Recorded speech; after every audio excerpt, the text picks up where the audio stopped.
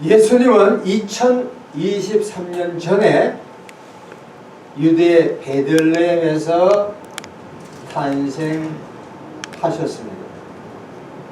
인류사에 숱한 사람들이 태어나고 죽고 태어나고 죽습니다.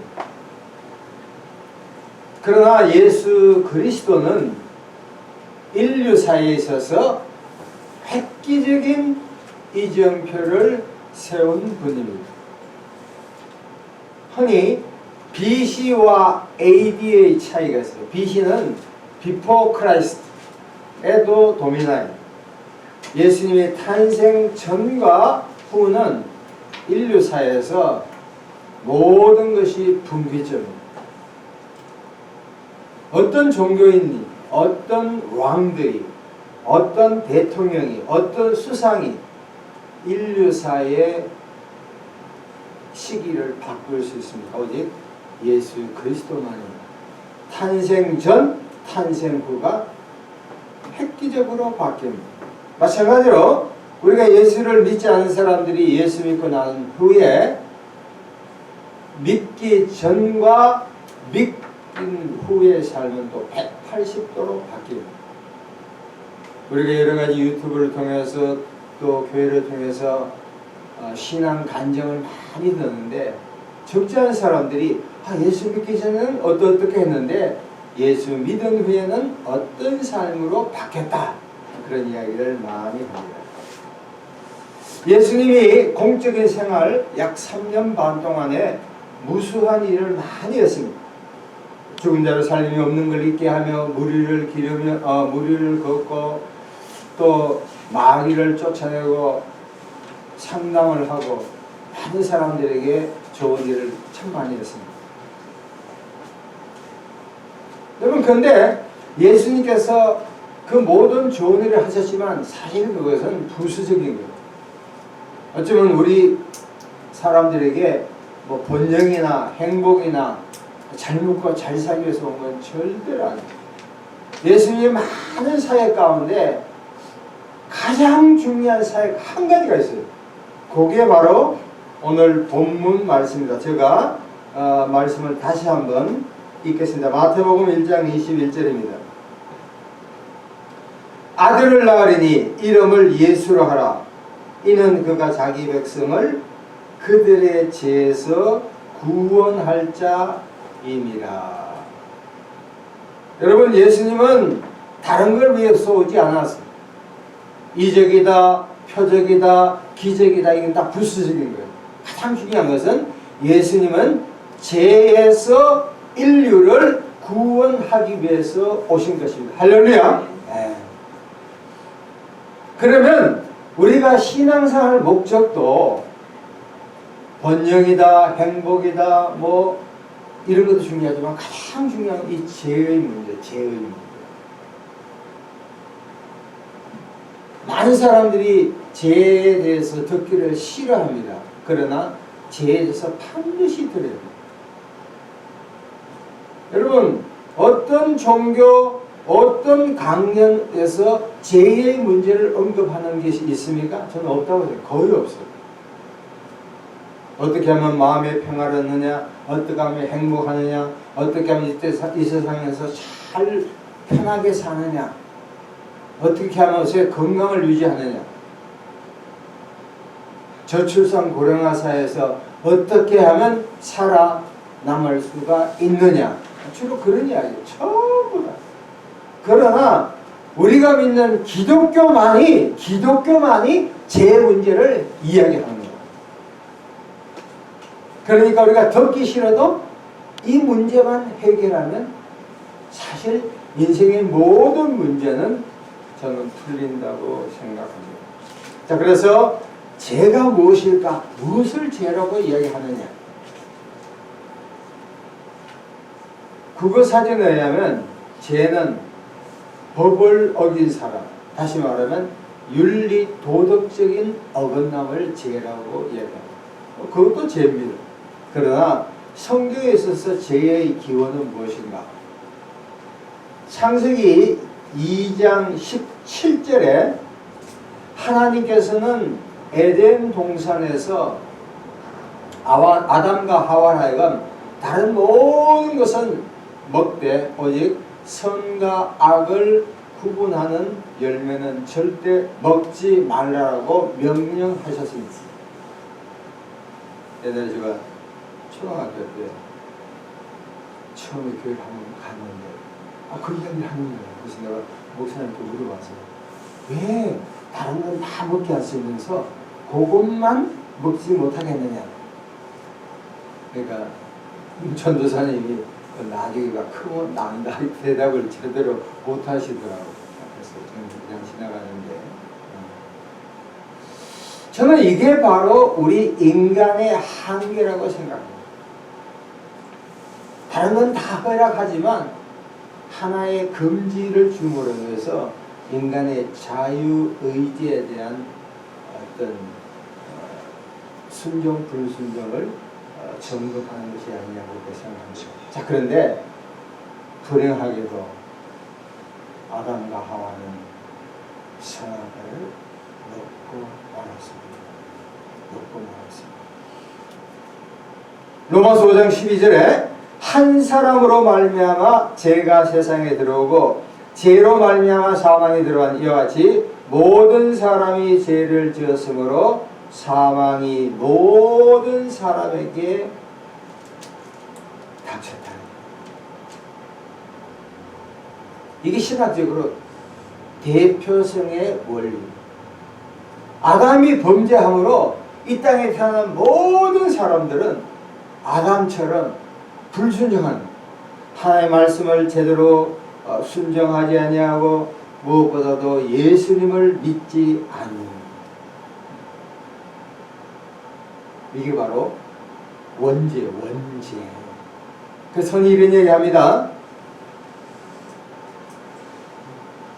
우리가 태어날 때부터 죄성이 많아서 죄를 지었기 때문에 죄인이 아니라 짓지 않더라도 끊임없이 죄가 우리 마음속에 끊임없이 생각납니다. 먹고 마시고 있는 모든 것이 죄악에서 기원한다 해도 틀린 말이 아닌 것입니다.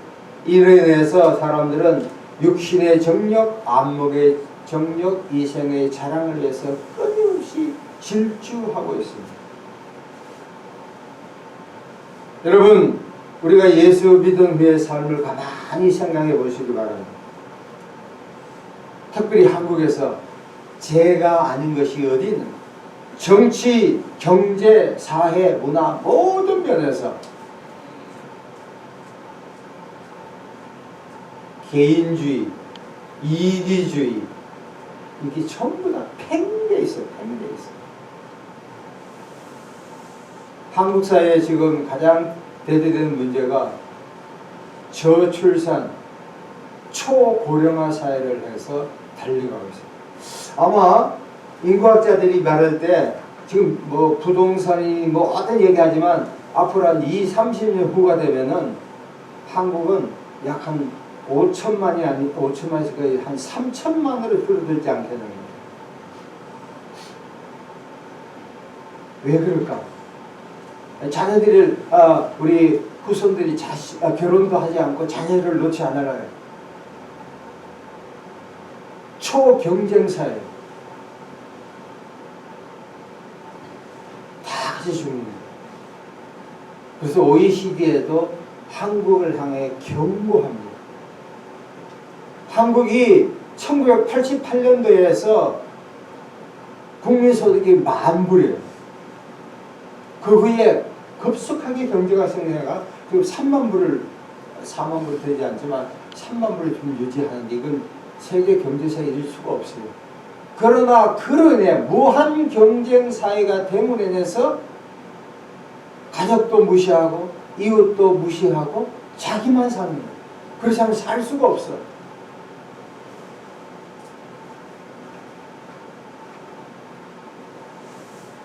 초고속 사회에서 우리가 그 대가를 톡톡히 받고 있다 해도 과언이 아닙니다.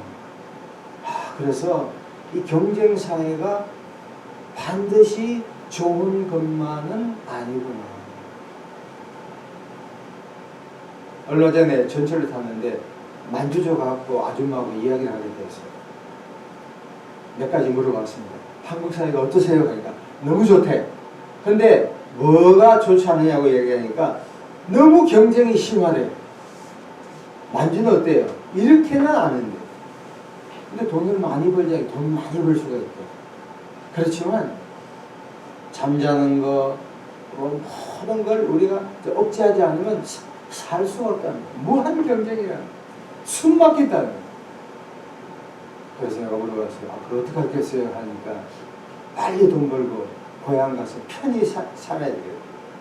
예수 믿으라고 마셨는데, 우리는 우리를 잘 알지 못하지만 외부 사람들이 우리를 볼 때는 그야말로 숨 막히는 거예요.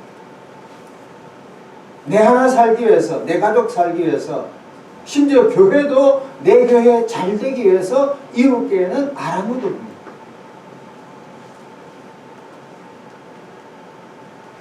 다 같이 살아야 될 건데.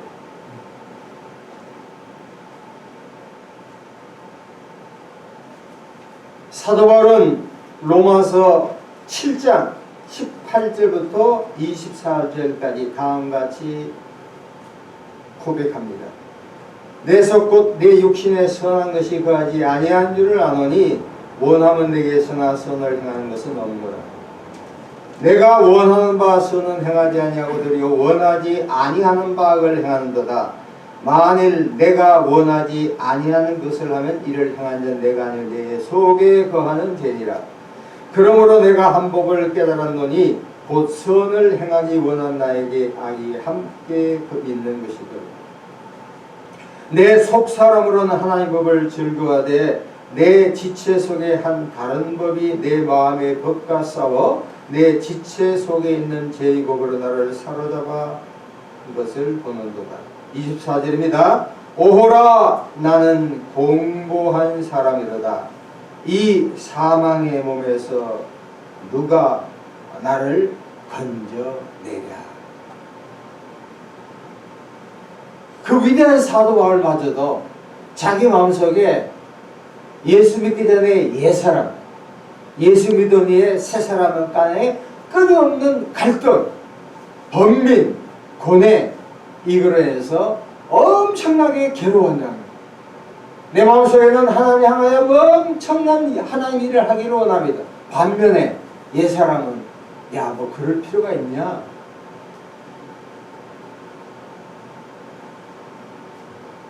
이것은 사도 바울만이 아니라 우리 모든 진실하게 하나님을 섬기려고 하는 사람의 고뇌예요.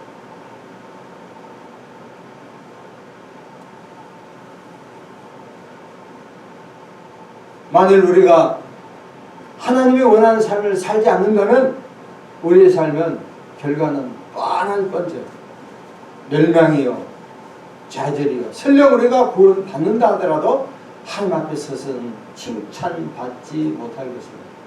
적절한 사람들이 이런 얘기합니다. 세태가 그런데 남들 다 그렇게 하는데 그럴 수도 있겠죠. 저는 그때마다 노아를 생각해 봅니다. 과연 노아 당시에 많은 사람들이 하나님을 섬겼을까? 아닙니다. 노아는 그 가족만이 구원을 받았다는 사실.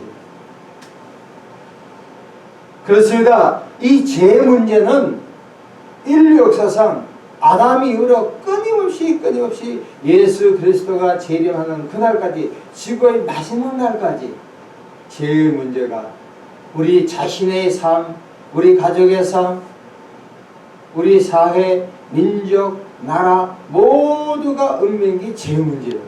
특별히 지금 우크라이나와 소련 간의 전쟁이 무려 2년째 접어듭니다. 우크라이나에 지금 포탄이 없어요. 그래서 유럽으로부터 도움을 받으려 하고 미국으로 도움을 받으려 하는데 만만치가 않아요. 전쟁이 너무 오래 끌어가요. 휴전할 수도 없어요. 또 소련은 포탄이 부실해가 북한산 포탄을 사용해. 불발탄이 많은 거예요. 반면에 우크라이나는 또 한국 폭탄이 있어요. 남북의 대리전에 있는 방해. 또 지금 전쟁이 벌어지고 있는 이스라엘과 하마스의 전쟁도 가만히 보면 이스라엘 사람들이 어떻게 복수가 집요한지 땅굴에다가 지중해 물을 뽑아가지고 그 짠 물을 뽑아가지고 하마스 땅굴에다 집어넣는 거예요. 그게 또 이집트 사람들이 하마스를 보복하려고 옛날에 했던 전략이에요. 자, 그러면 문제가 어떻게 되느냐? 팔레스타인 사람들은 앞으로 우물을 먹을 수가 없다니까. 바닷물이 오니까. 이야, 참, 보통 문제가 아닙니다. 보통 문제. 팔레스타인이 지금 건물만 해도 거의 80% 이상 파괴되고 말아서 복수에 복수를 당하는. 제가 그렇게 생각할 때마다 잘못된 전쟁이지만 저렇게까지 해야 되냐? 하나님 과연 기뻐할까? 그렇습니다. 우리가 이 죄 문제가 끊임없이 대두되는 죄 문제. 어떻게 해야지 우리 마음속에 개인 간에, 국가 간에, 사회 간에, 가족 간에, 민족 간에 이 죄 문제를 어떻게 해결할 수 있는가? 적잖은 사람은 야, 수양을 하면 되지 않느냐? 돌을 닦아라. 수행을 해라. 제사를 드려라. 인격이 되면 된다. 종교를 가져라. 구약의 율법을 적용하면 된다. 성경은 사도행전 4장 12절에 다음같이 말합니다. 다른 이로서는 구원을 받을 수 없나니 천하 사람 중에 구원을 받을 만한 다른 이름을 우리에게 주신 일이 없다. 성경은 분명히 말합니다. 제 문제를 해결한 것은 예수 이름밖에 없다고 성경은 선포합니다. 할렐루야. 제 문제 예수 이름밖에 없다는 것입니다. 베드로전서 1장 18, 19절에 너희가 알거니와 너희 조상이 들려준 헛된 행실에서 대속함을 받은 것은 은이나 금같이 없어질 것이 아니요 오직 험없고 정없는 어린 양 같은 그리스도의 보배로운 피밖에 없다는 거예요. 그렇습니다. 우리가 불교에서 면벽 7년 돌을 닦고 동굴에서 아무리 선한 일을 세상에 나가지 않고 하더라도 내 마음속에 이 죄 문제를 해결할 수 없습니다.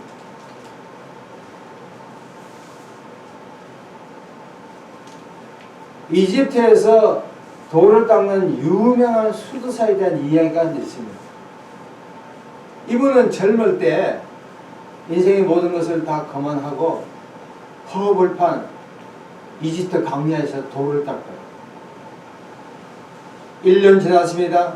3년 지났어요. 5년, 7년 지났습니다. 꼭대기 올라가서 막 돌을 닦는 거예요.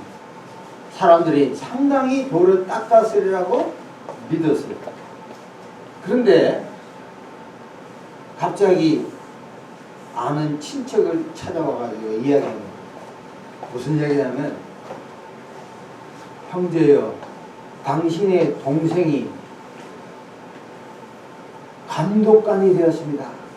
그 이야기 듣자마자 그 사람이 그놈이 뭐 감독을 한다고?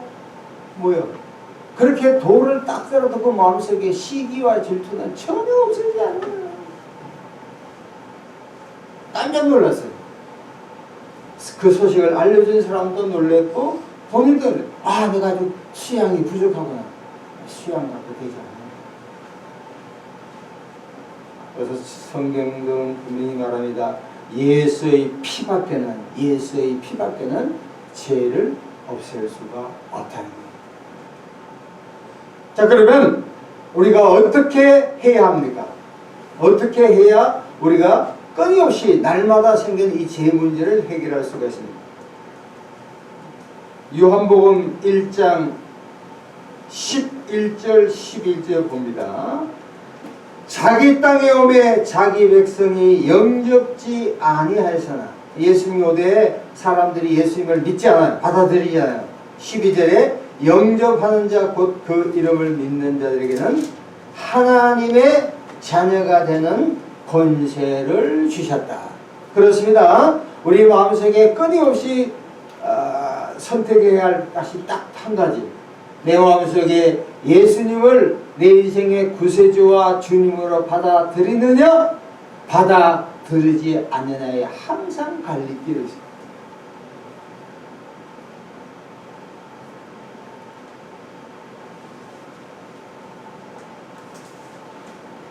만일 우리 마음속에 예수님을 내 인생의 주님으로 받아들이지 않으면,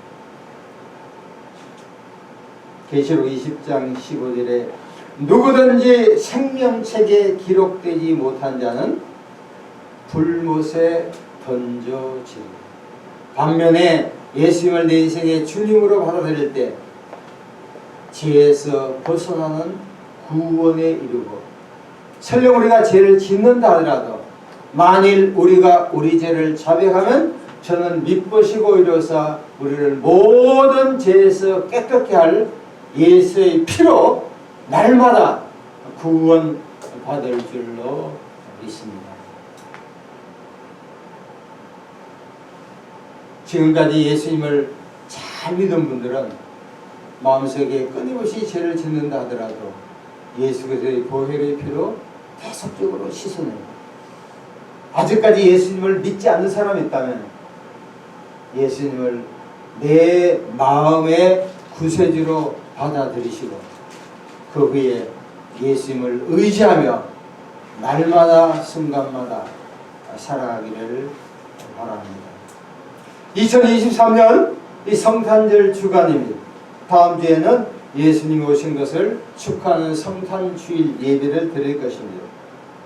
다시 한번 이 한 주를 살아가면서 왜 예수님이 이 땅에 오셨는가? 나의 건강, 나의 출세, 나의 번영, 나의 자손들이 잘 되는 것, 그것도 중요하지만 그보다 더 중요한 가장 핵심적인 것이 죄 문제.